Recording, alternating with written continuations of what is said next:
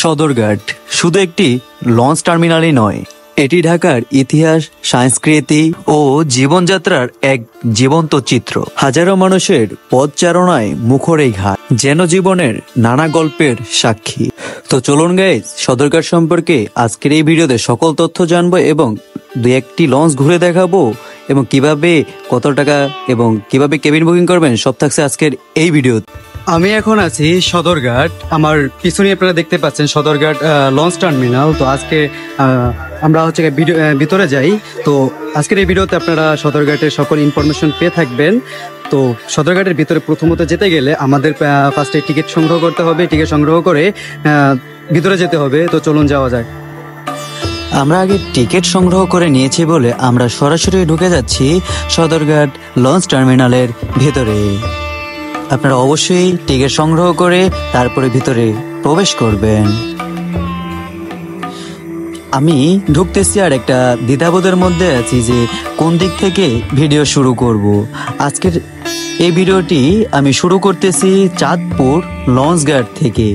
তো চলুন, চাঁদপুর লঞ্চে ওঠার আগে আমরা কিছু ফলের দোকান দেখতে পেলাম। যেহেতু 3 ঘন্টা পর পর চাঁদপুরের লঞ্চগুলো ছেড়ে যায়, তার জন্য এইদিকে ছোট্ট একটা বাজারের মতো বসছে। তো চলুন চাঁদপুর এই লঞ্চটির ভিতরে প্রবেশ করা যাক।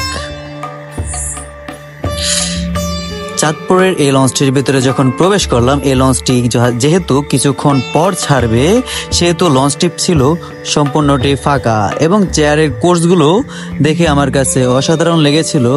বিকজ প্রতিটা চেয়ারই একদম সম্পূর্ণ ক্লিন এবং ভালো ছিল।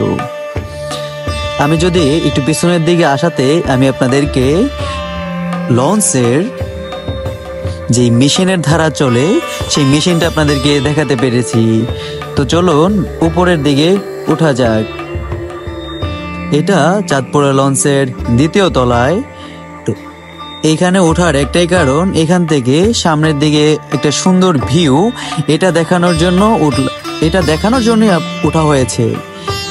তো আপনারা দেখতেই পাচ্ছেন আমি সামনের দিকে যাচ্ছি এবং নৌকাগুলো একদম ছোট ছোট পিঁপড়ার মতো দেখা যাচ্ছে। আর কি সুন্দর পাখি উঠতেছে। যেহেতু আজকের আকাশটা মেঘলা, তার জন্য অসম্ভব রকমের সুন্দর লেগেছিল। আর এটা 2য় তলার চেয়ার কোচ, যেখানে আছে এসি। তো আমরা এইখানটা দেখা শেষ করে আমরা যাচ্ছি আদার্স সাইডে। এখানে আপনারা অনেক কেবিন পেয়ে যাবেন।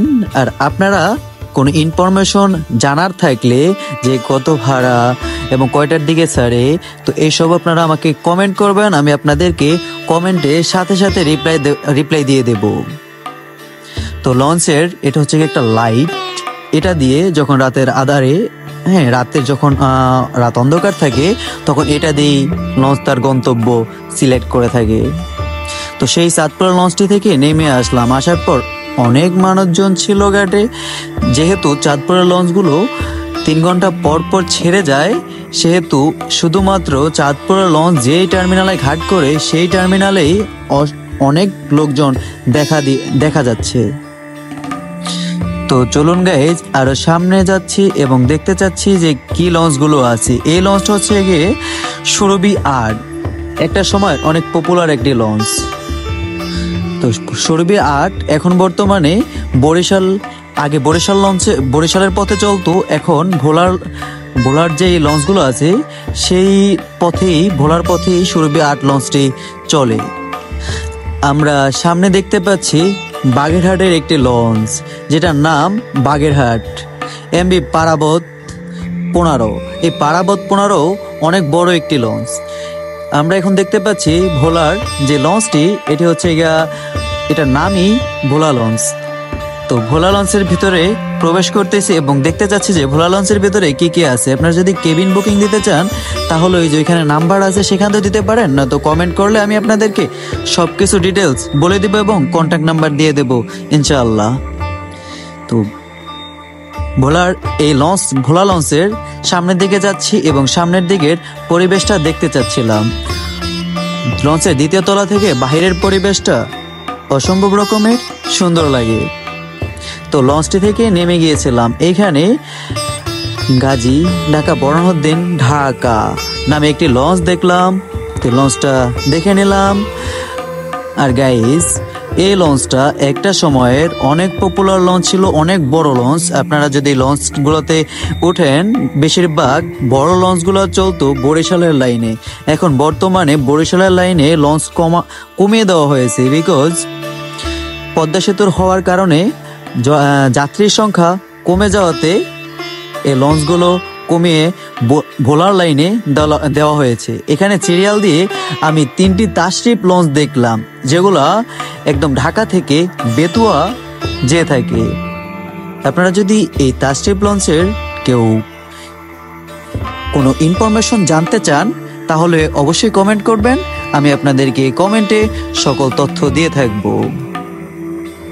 তো তাশরিফ লঞ্চের এদিকটাতে আসলাম এবং আপনাদেরকে এমভি তাশরিফের যে ভাড়ার চার্টটা আছে সেটা আপনাদেরকে দেখিয়ে দিলাম, যাতে আপনাদের আমাদের ভিডিওটা অবশ্যই আপনাদের কোনো না কোনো একটা প্রয়োজনে দেখতেছেন, সেজন্য আপনাদেরকে সকল ইনফরমেশন দেওয়ার চেষ্টা করলাম। তো গাইজ, আপনারা যারা এখন আমাদের চ্যানেলটাকে সাবস্ক্রাইব করেননি তারা সাবস্ক্রাইব করে দেবেন, আর যারা সাবস্ক্রাইব করেছেন তাদেরকে অসংখ্য ধন্যবাদ। আমি এখন তাশরিফ লঞ্চের 2য় তলায় আছি, যেখানে আপনারা কেবিন বুকিং দেওয়ার যে নাম্বারটা এটা আপনারা দেখতে পাচ্ছেন। আপনারা চাইলে এখান থেকে নাম্বার সংগ্রহ করে কেবিন বুকিং করতে পারবেন। তো চলুন আপনাদেরকে আদার সাইডগুলো দেখাই। আপনারা দেখতে পাচ্ছেন যে অনেক সুন্দর পরিবেশ। যেহেতু এখন মানুষজন কম, আমি 11টার দিকে গিয়েছিলাম, 11টার দিকে যাওয়ার কারণে বেশি একটা মানুষ ছিল না, তার জন্য আমি অনেক সুন্দরভাবে ভিডিও করতে পেরেছিলাম। আপনাদেরকে আমি হাত দিয়ে যে জিনিসটা দেখালাম, যে বরিশালের যে লাক্সারিয়াস যে লঞ্চগুলো, সেগুলো একদম আমার হাতের ডাইন দিকের এই দিকের একদম শেষ মাথার দিকে। তো গাইজ, আপনারা দেখতে থাকুন। এখানে ঢাকা বরিশাল ঝালকাঠি ঢাকা এমভি ফারহান। সো এই লঞ্চটিও বরিশালের পথেই চলে। তো সামনে আপনারা দেখতে পাচ্ছেন পারাবত 12। এই লঞ্চটি একদমই লাক্সারিয়াস একটা লঞ্চ। লঞ্চের জগতে যদি লাক্সারিয়াস কিছু লঞ্চ থাকে, যেরকম যদি 2-1টা নাম বলি, কুয়াকাটা, তারপর হচ্ছে গিয়ে সুন্দরবন, এমন 2-1টা লঞ্চ আছে যেগুলো একদম কি বলবেন কি নাই, পুরা 5 স্টার হোটেলের থেকে এই লঞ্চগুলো কোনো দিক থেকেই কম না। যেহেতু আমি দিনে আসছি, সেহেতু এটার লাইটিং দেওয়া নাই, তার জন্য একটু ঘোলাসে দেখালেও কিন্তু লঞ্চগুলো আপনারা যদি কখনো যাতায়াত করে থাকেন তাহলে বুঝতে পারবেন যে লঞ্চগুলো আসলে কত লাক্সারিয়াস।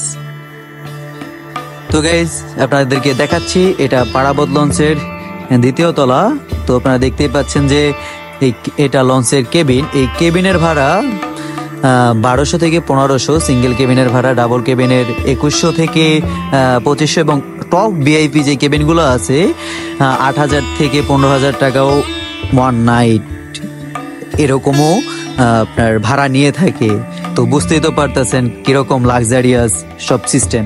তো এটা হচ্ছে গিয়ে ডেক। একদম সাধারণভাবে আপনি যদি আসতে চান তাহলে এইখানে বিছানার চাদর বিছিয়ে আসতে পারবেন। তো কীর্তনখোলা এই লঞ্চটিও বরিশালের লাইনে লাক্সারিয়াস লঞ্চ। সামনে আছে শুভরাজ। এই লঞ্চগুলো অনেক বেশি লাক্সারিয়াস, অনেক বেশি কয়েকদিন পুরনো লঞ্চ না, কিন্তু এই লঞ্চগুলো অনেক বেশি লাক্সারিয়াস। যদি আপনারা কখনো যেয়ে থাকেন, ভিতরের ডেকোরেশন অসম্ভব রকমের সুন্দর। তো আমরা আবার সামনে যাচ্ছিলাম, আর এখানে একজন ব্যক্তি দেখে আমার অনেক বেশি মায়া লাগলো। আই থিঙ্ক সে পাগল। তো তাকে একটু দেখলাম, দেন সামনের দিকে যাচ্ছিলাম। আর এটা হচ্ছে এই যে সামনের যে লঞ্চটা দেখতে পাচ্ছেন, সুন্দরবন। এটা কত সুন্দরবন 10, সুন্দরবন 15। তো এই লঞ্চটা বেশি দিন হয়নি বানিয়েছে। তো এই লঞ্চগুলো অনেক বেশি লাক্সারিয়াস। আর এইখানে আপনারা দেখতে পাচ্ছেন পার্বত 18। এটাও সেই বরিশালের লঞ্চেই চলে, বরিশালের পথেই চলে। এই লঞ্চগুলো ঢাকা থেকে বরিশাল যায়। তো আপনারা বেশিরভাগ সময়ে যখন এই লঞ্চগুলো সম্পূর্ণ বর্তমান সময়ে তো এই লঞ্চের ইনকামটা একদম লো, তারপরও যারা বরিশাল যেতে পছন্দ করে এবং বরিশালের লঞ্চে যাতায়াত করে, তাদের জন্য বাস জার্নি এবং লঞ্চ জার্নি, যদি আপনি আমাকে বলেন কোনটা বেস্ট জার্নি, তাহলে আমি অবশ্যই বলবো যে লঞ্চ জার্নি অলওয়েজ বেস্ট। তো এইখানে হচ্ছে গিয়ে আমি একটা জিনিস দেখলাম, যেটা হচ্ছে গিয়ে একটা ভাসমান দোকান। সে একটা নৌকার উপরে একটি দোকান বানিয়ে নিয়েছে, যেখানে অনেক কিছু পাওয়া যায়।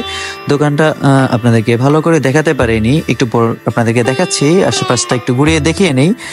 তো এইখানে আমি একটু সামনে যাচ্ছি। সামনে যাওয়ার পর আমাকে হচ্ছে এক নৌকাওয়ালা মামা ডাকতেছিল যে আমি যাব কিনা। তো তাকে আমি বললাম যে না, আপনারা আমার হাতের বাম দিকে দেখলেই বুঝতে পারবেন যে সে ওই দিক থেকে ডাকতেছিল। সে ভাবছে আমি তার নৌকা দিয়ে ভ্রমণ করব, কিন্তু আসলে তাকে আমি বলি যে না, আমি শুধু লঞ্চ ঘাটে একটু দেখতে আসলাম। তো আপনারা এই দিক থেকে দেখতেছেন সব লাক্সারিয়াস লঞ্চের আকাল। তো এখানে আসলাম, আসার পর আবার কিছু দোকান দেখলাম যে এখানে আবার বসতেছে। তো সেইগুলা দেখা শেষ করে আমি চলে যাচ্ছি। তো এখানে আপনারা যদি কোনো প্রবলেমের মধ্যে পড়েন তাহলে পুলিশদের কাছে ইনফর্ম করতে পারবেন। এখানে সবসময় পুলিশ থাকে। আমি আপনাদেরকে এই লঞ্চের সদরঘাটের সকল ইনফরমেশন দিতে পেরেছি। তো আজকের জন্য ভিডিওটা এ পর্যন্তই। পরবর্তী ভিডিওতে আপনাদের সাথে আবার দেখা হচ্ছে। আসসালামু আলাইকুম সবাইকে।